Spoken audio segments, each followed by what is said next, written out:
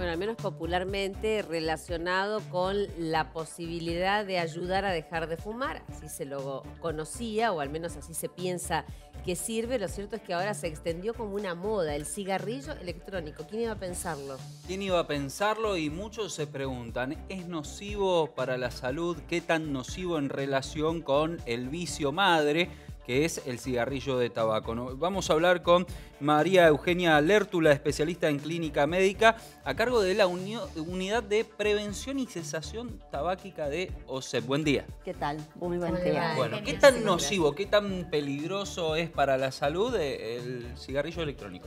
Realmente es nocivo para la salud, eso creo que hay que dejarlo bien en claro.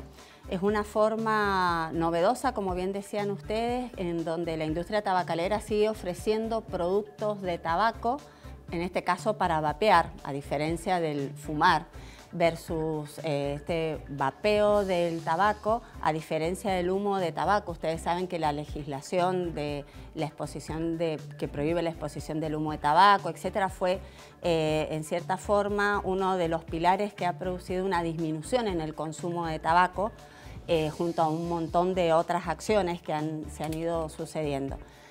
Pero esta presentación que hace la industria tabacalera y el mercado del cigarrillo electrónico como una forma más para dejar de fumar, de las que ya existen con fundamento científico, hoy la OMS, la OPS y todas las asociaciones científicas, ninguna de ellas avala el cigarrillo electrónico como una forma para dejar de fumar en forma segura, porque hay muchos estudios por delante, a mediano y a largo plazo, para poder determinar efectivamente cuáles son los daños que produce el cigarrillo electrónico en este momento. ¿Es un engaño de los fumadores decir que van a dejar de fumar buscando el cigarrillo electrónico?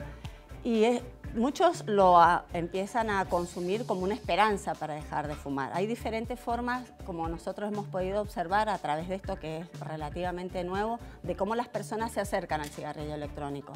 Una de ellas es pensando que al consumir nicotina de esta forma, con vapor y no con el humo, producirían entonces menos daño, que es factible porque no está la exposición, no está el problema de la combustión en sí.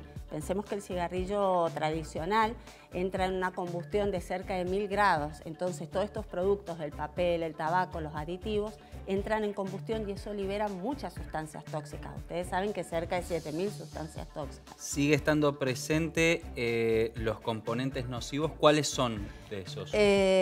Básicamente lo que uno puede comprar en la solución es, algunos dicen libre de nicotina y otros se va comprando diferentes graduaciones de concentración de nicotina. Por un lado la nicotina en sí misma y por el otro lado el propilenglicol, el glicerol, los aromáticos, y esos son los que se fueron, digamos, declarando inicialmente cuando se vendió y se empezó a comercializar.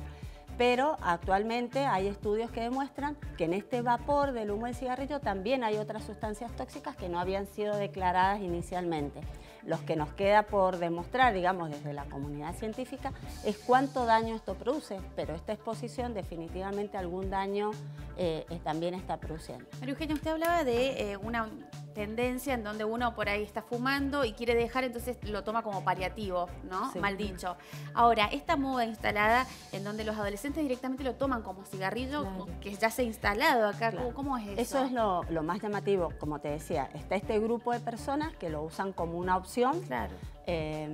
Y esta nueva, que es en realidad el objetivo de la industria tabacalera, es generar nuevos clientes, Claro. nuevo consumo de la nicotina que de por sí produce daño. Disfrazarnos para seguir existiendo en el mercado. Claro, exactamente. Entonces, es cierto, no hay humo, pero ahora se ha descubierto que el contacto y la exposición a ese vapeo también tiene sustancias tóxicas que podrían dañar. Y que incluso uno en un café hay muchísima gente que está con los cigarrillos electrónicos adentro, por Claro. ejemplo, y uno percibe el vapor, el olor de ese Claro. vapor. Y como bien decías vos, el tema de los adolescentes es toda una problemática, tal es así que las autoridades de la FDA, que es la autoridad en el tema de alimentos y drogas de Estados Unidos, marca la preocupación importante que tienen con respecto a este último año, cómo los adolescentes están usando el cigarrillo electrónico en Estados Unidos y en países europeos como un inicio de consumo para el cigarrillo. porque el tema es que se sigue consumiendo nicotina en ¿Qué diferentes tipo de grados. consecuencias negativas puede llegar a tener? ¿Las mismas que el cigarrillo? No podemos decir directamente de las mismas por esto que te digo, que no existe Un estudio exhaustivo. evidencia concreta a largo plazo. Pero sí este contacto en un cerebro joven, que sabemos que cada vez hay más datos que el cerebro es muy maleable, es muy adaptable. Entonces, entre más joven están en contacto con el cigarrillo, más se empieza a activar este circuito de la adicción a la nicotina. Entonces, ya sea con el cigarrillo tradicional o con el cigarrillo electrónico, se activa el circuito de la adicción a la nicotina, que es una adicción física, decimos química, porque en la medida que entra la nicotina, rápidamente, en segundos, llega al cerebro a un área en donde se liberan sustancias, concretamente, por nombrar una, que es la más importante, que es la dopamina, que da esa sensación de gratificación, que es el principal enganche por el cual uno fuma el segundo cigarrillo, el tercero o el cuarto. Ahora, tanto es así que me decía María Eugenia, que están tratando de captar al público joven, que se comercializan algunos cigarrillos electrónicos que ya vienen con tuneados, claro, sí. con arabescos, bueno, que parecen a la moda, pero está prohibida la venta, la comercialización aquí en la Argentina, ¿no? Está regulado. La ANMAT desde el 2011 prohibió tanto la importación como la comercialización y la publicidad del cigarrillo electrónico. En el 2016, cuando aparecen estos estudios de que no es tan inocuo como aparecía, incluso la ratifica.